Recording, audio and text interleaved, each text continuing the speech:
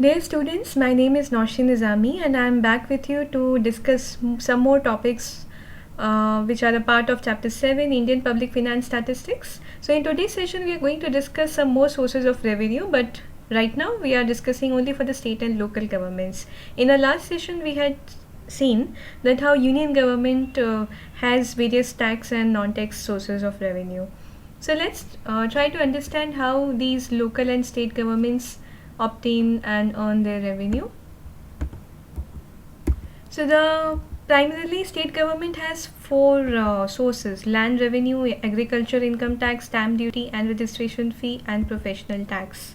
The land revenue is a very interesting source because it has been there in India historically since a very long period. So this is an inelastic source of revenue for state governments. Why is it inelastic? Because the area of land which is available in the state territory remains finite. It's not going to change. It's not going to expand. So it's not possible for one to expect that the revenue would increase. The land revenue would increase. So more or less the revenue collections from land revenue are almost the same. The second important thing is that the land revenue rate varies depending upon the type of land, and every state has taken the liberty to have their own definitions, their own measurement methodologies for land revenue. So depending upon land is irrigated or non-irrigated, or it's commercial or non-commercial, or it's fertile or productive, depending on any of these features, the state may decide how much land revenue to collect. In Gujarat, if you would want to, if you're curious to know that what's the value of land in Gujarat, you can easily look at it by visiting a portal, a Government of Gujarat portal, garvi.gujarat.gov.in, and you will be able to check Jantri. So Jantri is basically the page which will tell you what is the value of land after you select a certain district, talukas, blocks, villages, and the type of land. You can check it for other states also.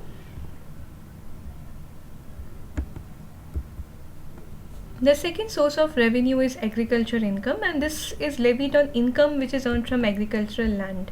Now, what kind of agricultural land it can be?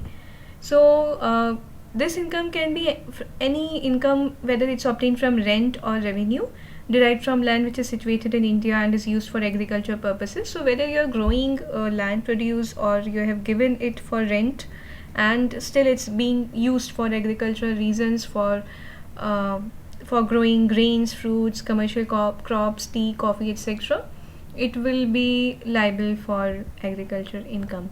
Any income derived from land by agriculture operations, including processing of the agriculture produce raised or received as rent in kinds, or it could be sale of such produce, or any income attributable to a farmhouse which is treated as agricultural income provided such conditions are satisfied, would be liable for payment of agriculture income. However, the interesting story is that agricultural income is actually not collected by majority of the states in India.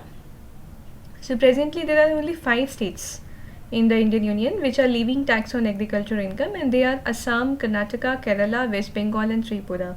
And in fact these states are not collecting agriculture income from all land available and under irrigation. They are only, depending upon the state policies, they are charging only for plantation crops. You can go and see further details if you visit the websites, revenue department websites of each of the state, on how they are calculating how much agriculture income to be charged and what are the eligibility conditions. Let's move to stamp duty and registration fee. So stamp duty is a duty which can be judicial or non-judicial. So judicial, it would be judicial when it is being collected for something relating to legal matters or court cases, and non-judicial is generally for the non-legal services that may be granted by the state governments. Central government is empowered to legislate rate of stamp duty on most of the documents that are normally executed in the course of transactions in banking, industry, trade and commerce. Moreover, states have the exclusive powers themselves too in order to fix rates of stamp duty. So, where all can states fix their own stamp duty?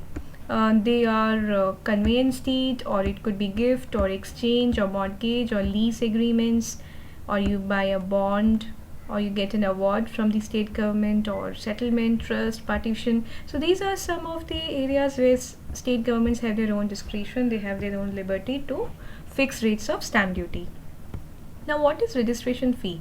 So, registration fee is basically paid to the government when documents or instruments are presented for registration in return for the safe custody of the registered documents. So, both of these revenue sources, registration fee and stamp duty, are collected by the state government and goes into their treasury. Professional tax is the fourth source of revenue, and basically it implies a tax on profession, trades, callings and employment, and states are empowered to levy this tax. Profession tax is levied both on employed and self-employed persons. So whether you are a wage or a salaried worker, or someone is a professional or own their own theatre or video libraries, or are small traders, depending upon in which state they are living, in which state they are working, they are eligible and they are liable to pay profession tax. So professional tax rates basically differ from state to state, and it may be in several slabs, but in general they have been found to be ranging between 720 rupees to 2500 Indian rupees per annum. The fifth and the very important source of state government revenue is state GST. So state GST is basically a tax on goods and services. It's collected by the state government on an intra-state sale. So when some good or service is produced in the same state and sold also in the same state, then the state government can collect state GST. So that's the condition that it is chargeable only when the supplier and the recipient are both located within the same state territory. So there are different slabs, different tax slabs of state GST which are similar, which are same to the slabs of central GST, and this is also a very important source of state government revenue. So these are primarily the 5 sources of revenue for state governments. Let's check the sources of revenue for the local governments. So the local governments are basically having limited sources of revenue and are mostly classified under 4 broad categories. They can charge revenue from their own resources or assigned or shared revenues. They may get grants in aid. They may also get loans from the center or from external bodies. So own taxes are assigned to the local bodies, which may include property or house tax, vehicle tax, agricultural land, tax on agricultural land, pilgrim tax, tax on animals, profession tax. Few states which collect some other types of taxes are vehicle tax, profession tax, and revenues transferred to the local bodies.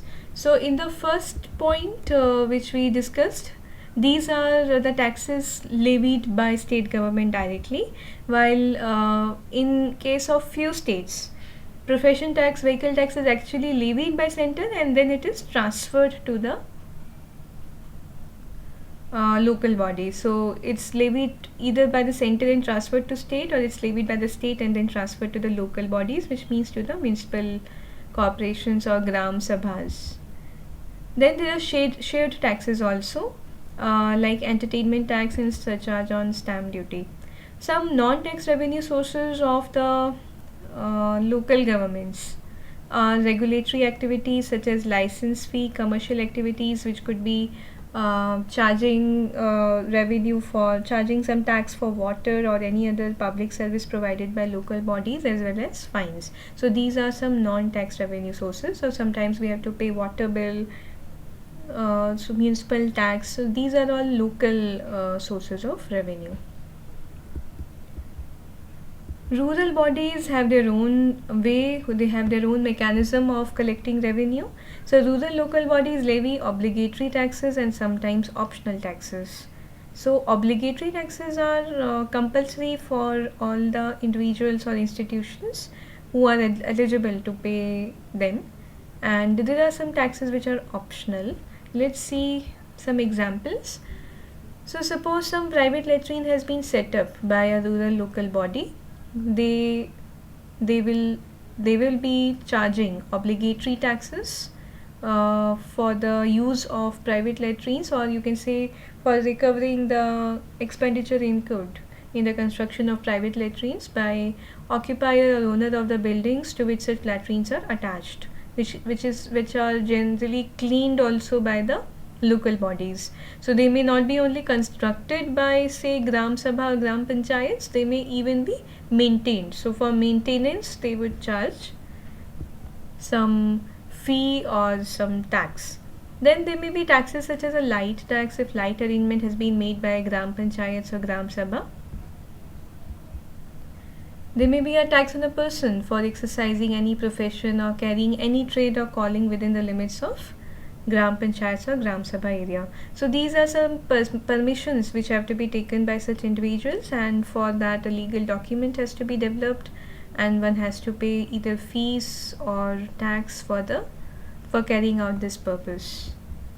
So these were more or less all the sources of state governments and local governments which are exercised by different state governments across India. Similarly, even for the union territories, the sources of revenue are similar to state governments. In case of GST, it's known as UTGST, Union Territory Goods and Service Tax. So these sources of revenue are almost similar for all union territories, state and local governments. I hope you could understand the difference between the sources of revenue of union government and between state and local governments. I will be back with you for another session. Till then, all of you take care. Thank you for your patient listening. Have a great time. Bye.